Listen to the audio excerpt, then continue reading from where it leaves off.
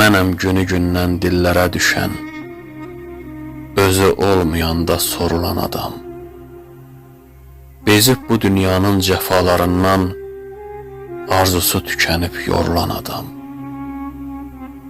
Mənəm xəyalları göylərdə süzən, cismi ilə tək qalan, ruhunu gəzən, limansız dəryada ünvansız üzən, bulanıb sularda durulan adam. Mənəm bu bəşərin ağrısını çəkən, əbədi eşq üçün göz yaşı tökən, sözü ilə qəsrlər, saraylar dikən, daş olub divara hörülən adam. Tanrı qaldıracaq bir gün zülməti, buna şək şübhəniz olmasın qəti.